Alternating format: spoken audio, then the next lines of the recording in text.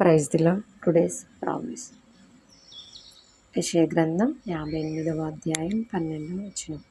అనేక తరముల కిందట పాడైపోయిన పునాదులను నీవు మరలా కట్టెదవు.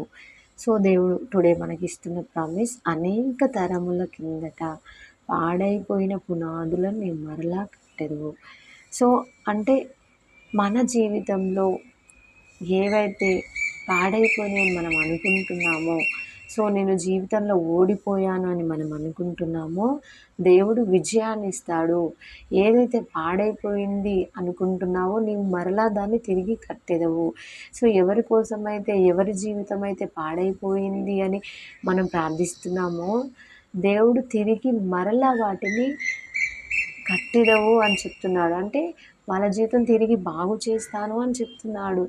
సో ఎవరైతే మన జీవితంలో, మన జీవితాలలో పాడైపోయినాయి అనుకుంటున్నామో, రీకన్స్ట్రక్ట్ చేయలేము అనుకుంటున్నామో, తిరిగి వాటిని బాగు చేయగలవు. సో మీన్స్ దేవుడు బాగు చేస్తాను అని వాగ్దానం ఇస్తున్నాడు. ఆరోగ్యం విషయంలో కావచ్చు, మనము నా ఆరోగ్యం పాడైపోయింది, ఇంకా తిరిగి బాగుపడలేదు అనుకుంటున్నాము, కానీ దేవుడు బాగు చేస్తాను అంటున్నాడు. ఫైనాన్షియల్గా క్రిటికల్గా ఉండొచ్చేమో, దేవుడు దాన్ని డెవలప్ చేస్తానంటున్నాడు. సో అన్నిటినీ, నా దగ్గర ఇది లేదు పాడైపోయింది అనుకుంటున్నావు, వాటన్నిటిని తిరిగి దేవుడు ఇస్తాను అంటున్నాడు.